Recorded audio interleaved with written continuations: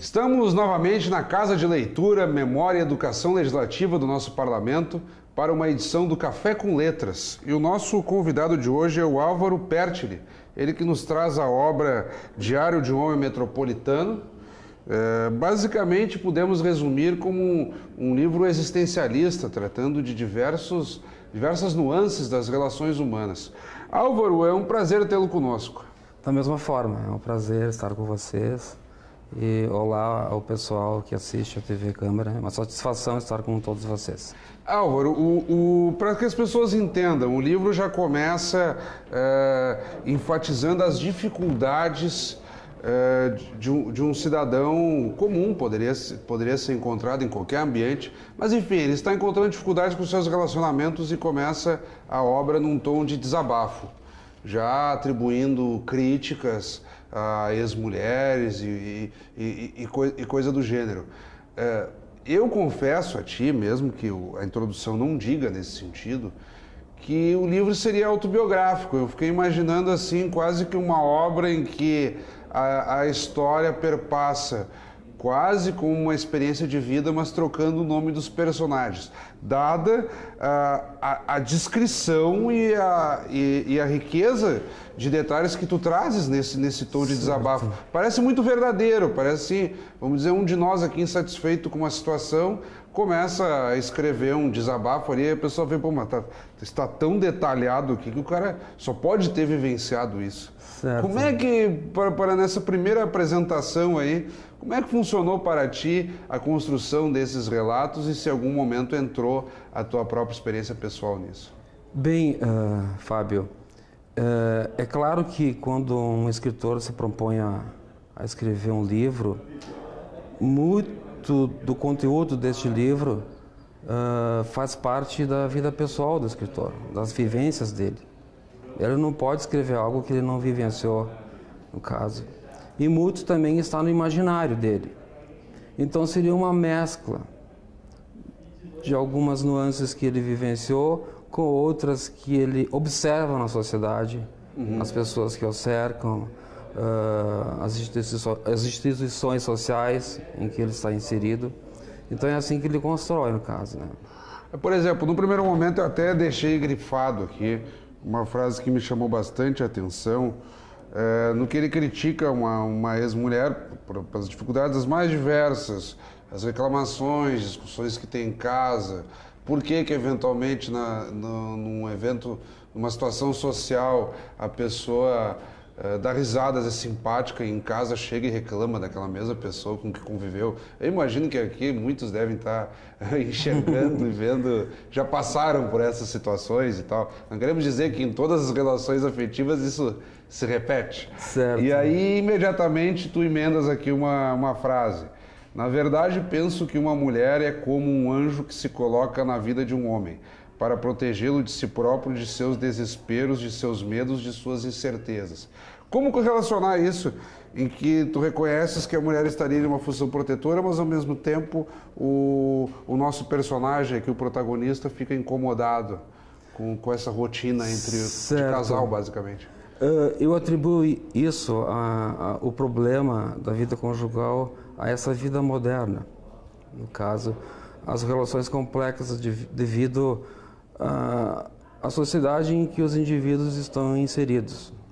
Cada um se preocupa com a sua carreira, cada um se preocupa com a sua imagem e muitas vezes deixa de lado aquela vida conjugal mais próxima entre homem e mulher. Daí poderá surgir desafetos. E, por outro lado, além de haver esses problemas relacionados aos desencontros conjugais, essas espécies de barracos que a gente fala que há no meio conjugal, a gente sabe que tanto o homem quanto a mulher, eles não podem ser felizes sozinhos. Eles precisam de alguém que esteja ao seu lado, esteja mais próximo, com quem eles possam desabafar, com quem eles possam compartilhar os seus problemas, com quem eles possam dividir os seus anseios.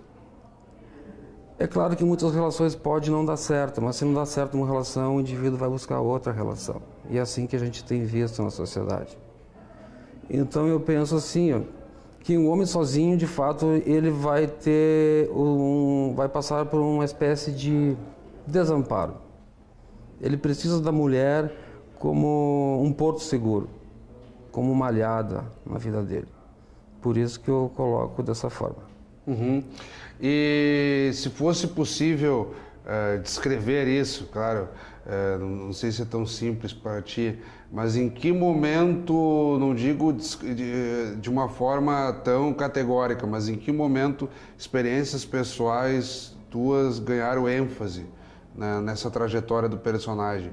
É que as pessoas entendam as dificuldades relacionadas a doenças, relacionadas à própria relação relacionado, mas enfim, que dizem respeito à própria relação entre pai e filho. Em alguns desses momentos te veio à tona uma dificuldade e aí tu pensaste assim, não, de repente vai pro livro essa situação. Na minha vida pessoal, tu queres dizer? Sem dúvida. A partir da minha inserção social como adulto. A criança vai crescendo, passa pela adolescência e se torna adulta. E quando ela se torna adulta, ela começa a se relacionar com a sociedade mais de perto. Então, ela entra no mercado de trabalho, ela tem que se comprometer com os seus estudos na faculdade, por exemplo. E tudo isso requer muita responsabilidade. E aí percebe-se na troca de relações que há muito desencontro, muito conflitos de interesse, muita concorrência entre os indivíduos. Eu, pessoalmente, tive um período da minha vida que eu passei por uma depressão. Daí, o personagem relata a depressão que ele passa. Mas eu vejo isso como não um problema unicamente meu. A gente sabe que a gente vive no século das doenças mentais. São muitas as pessoas que passam por depressão. Digamos que não é que as pessoas passaram a ter doenças mentais, elas sempre tiveram, mas hoje houve uma descoberta e uma forma de conduzir no sentido de tratar isso, né? Exato. Então são muitos esses problemas. E eu questiono na minha obra se isso não é decorrente da complexidade das relações da nossa sociedade de hoje. Né? A era da informática, as amizades virtuais, as relações virtuais distantes, a concorrência entre os indivíduos fazem com que eles tenham uma relação menos estreita. São mais frias e interesseiras. Nessa parte tecnológica, para nós não perdermos o gancho, o personagem cita que a sua esposa se interessou em abrir um negócio e tal. E ali, quando eles estão estruturando esse negócio, ele começa a dizer, compramos um computador, mas está faltando ainda um notebook, está faltando... Ele usa uma bateria de nomenclaturas da era tecnológica para dizer que a loja só vai estar perfeitamente estruturada quando tiver todos esses aparelhos de informática, digamos assim. Né? Exato. No início, o personagem quer se afastar de todo esse aparato tecnológico dessa era digital e dessas relações tumultuadas de um grande centro urbano. O ambiente se passa em Caxias do Sul, então eu considero Caxias do Sul um grande centro urbano, né? Sim, uma cidade que pode ser comparado a uma mini São Paulo, vamos dizer assim. Então, a partir daí, o personagem critica todo esse aparato tecnológico porque ele esfria as relações entre os indivíduos. Tu pode ver que hoje muitos são amigos virtuais e não são amigos que a gente possa estar cara a cara falando um com o outro, uma relação mais estreita. Nós já dissemos isso aqui em outras oportunidades, aquela história do sujeito que deve ter 1.500, 2.000 amigos no Facebook, Exato. Mas que não consegue sequer uma pessoa para almoçar num dia qualquer. Enfim. E as pessoas talvez não se deem conta que são solitárias dessa forma. Então, o personagem procura fugir disso, mas lá no desfecho, lá no final, ele vê que ele não pode fugir à sociedade que o próprio homem criou. Nós chegamos nesse estágio por uma questão de evolução. E eu penso que isso é pro bem das pessoas, pro bem da humanidade, a era tecnológica, a era digital. Alguma coisa ela traz de bom para todos. nós, né? É a era em que os jovens andam mais informados do que qualquer era que passou. Como é que se deu, por exemplo, a construção do enredo? Nós estamos tratando aqui, tentando jogar com alguns enfoques, porque, se me parece, o teu livro ele tem uma costura nesse sentido. Há o pretexto ali dos personagens, porque não existe livro sem personagem, mas há os personagens ali, mas o que te traz à tona é fazer uma costura de momentos da vida urbana. Exato. E tentar problematizar isso, como é que as pessoas lidam com seus relacionamentos, dificuldades, crises. E por isso que eu preferi essa condução no sentido da costura desses momentos, como são ilustrados no decorrer do livro.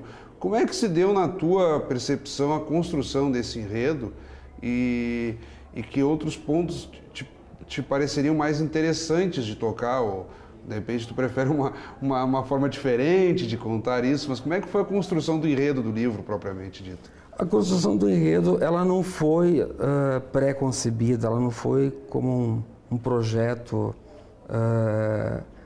organizado. O escritor, na verdade, ele tem a ideia geral e ele começa a escrever o primeiro capítulo. E depois ele vai imaginando situações com o personagem. E entra nisso minhas experiências pessoais, minha vivência, claro, e a observação das pessoas ao meu redor, no caso. E dessa forma eu consigo tecer o enredo. E eu tentei, dentro do possível, tecer o enredo para manter o leitor preso do início ao fim. Que se isso não for possível, que o escritor faça, ele perde o leitor. Ele tem que manter o leitor conectado do início ao fim da sua obra, do seu livro. Então, repito, foi partindo das minhas vivências, das minhas observações das pessoas, do comportamento, que eu fui criando um enredo. O personagem, no caso Douglas, desse livro, ele questiona muito, ele reflete muito sobre a vida em sociedade. E ele coloca mais do ponto negativo essa era que nós vivemos. Mas existe um outro personagem que acompanha ele como um amigo, que ele coloca da seguinte situação, que essa sociedade ela trouxe males para os indivíduos, mas também ela trouxe os remédios. Ao mesmo tempo que se cria males na nossa sociedade, também se cria os remédios para atenuar ou para dissipar esses males. E um outro ponto, por exemplo, chama a atenção, nós havíamos tratado da depressão, o personagem principal, Douglas, começa a enfrentar dúvidas de como tratar essa situação. Isso. E aí há quase que uma mescla, uma simbiose entre a entidade religiosa e a parte clínica com o psiquiatra, né? Isso. No primeiro momento ele procura um pastor, enfim, um representante de uma entidade religiosa por indicação da esposa dele, ainda que de forma meio cética. E é um assunto tabu, porque mesmo que as pessoas não ignorem a medicina e não deixem de tomar medicação, mas sempre há aquela confiança de eventualmente fazer uma promessa ou recorrer a uma benzedura. As pessoas sempre acreditam em algo sobrenatural que possa intervir e ser até mais eficiente do que o procedimento tradicional. E nesse caso nós estamos tratando de depressão especificamente. Sim. A depressão desse personagem é decorrente da solidão dele. Ele buscou um refúgio para ele numa casa de campo. No começo tudo era maravilhoso, mas depois ele se perguntou: nenhum homem é uma ilha. O homem é um ser agregável. Ele precisa das pessoas. Ele estava indo para o lado oposto, ele estava indo na contramão. E a depressão que acometeu ele foi derivada da solidão dele. E das cismas dele, dos conflitos existenciais. Mas eu quero dizer que no final, ele tem um final feliz, ele encontra aquilo que ele busca. O final é ele encontra uma saída feliz para ele. Eu até não podemos contar exatamente o final, mas é interessante, pelo menos, não vamos dar a descrição tal como está no livro, mas é interessante ali a declaração que ele faz, reconhecendo a importância da esposa que ele tem, digamos assim, ele começa a encontrar um sentido, ao mesmo tempo que ele começou questionando a ex-mulher, ele passa a valorizar, digamos, aquilo que ele tem. E é um Exato. ponto que eu gosto de dizer muito isso. As pessoas sempre dizem, eu quero ser tal coisa, eu preciso obter algo, mas em alguns momentos não é que você tenha que perder a ambição, mas valorizar aquilo que se conquistou é muito importante também. Exato. É o seguinte, valorizar as suas conquistas, e me parece que é um pouco do que tu tentas aqui. Ele, a partir de todo esse conflito pessoal, as suas experimentações, dúvidas, ele olha para o lado e pensa assim, não, parei, eu vou valorizar a esposa que está comigo, que está contribuindo, que está me ajudando. Quer dizer, é por aí também, né? Em suma, assim, eu quero mostrar que diante de toda a problemática do personagem, né, trazida pelo contexto que ele vive, ele consegue chegar num lugar para ser feliz, porque o que o ser humano busca é ser feliz. O que ele quer é ser feliz. Que não existe uma forma. Não existe uma forma, mas ele consegue. É uma utopia que tem que ser buscada. Né? A gente procura ser feliz, a gente busca formas. E é o que ele faz do início ao fim. E ele consegue. Eu quero te agradecer, Álvaro. Estamos chegando um pouco além do nosso tempo. Acredito que o bate-papo, além de servir como uma preliminar, digamos assim, para quem pretende tomar contato com a obra, que sem dúvida nenhuma deve ter se despertado de uma forma ou outra para entender nuances que nós trabalhamos aqui, mas conseguimos falar de diversas passagens da vida sentimental de muitas pessoas que podem ter se identificado, invariavelmente, com alguns dos quadros que traçamos até aqui. Fica um espaço para que tu faça as tuas considerações, ao mesmo tempo que te agradeço. Foi muito interessante o nosso bate-papo. Bem, eu gostaria que as pessoas que nos assistem aqui na TV Câmara, que procurassem a livraria, adquirissem a minha obra e que ela pudesse contribuir positivamente de alguma forma com quem viesse a ler esse livro. Mais uma vez, então, muito obrigado. Fica o convite novamente aqui, uma bela edição da editora Maneco, o Diário de um Homem Metropolitano. Estamos terminando, por que metropolitano? Por que metropolitano? Porque estamos em Caxias, né? Nós for a metrópole da Serra aqui. É claro, que agora... exatamente, Caxias é a metrópole da Serra. A região metropolitana da Serra. Exatamente, ela assim. é uma cidade que eu considero uma espécie de metrópole. Sim, que já foi formalizada em lei, exato, a região metropolitana da Serra, então. Tudo ao redor, as cidades ao redor afluem para Caxias do Sul, porque digamos que os nossos vizinhos aqui de região vão ficar enciumados aqui. Sempre tem aquela ideia do caxiense como a grande de Caxias, né? Sim, que vem ao redor. Enfim, mais uma vez, muito obrigado, então. Fica a dica, Diário de um Metropolitano, do Álvaro Pertile, com quem nós acabamos de conversar. Então, mais uma vez, obrigado pela audiência, continue acompanhando a nossa programação e até o nosso próximo encontro.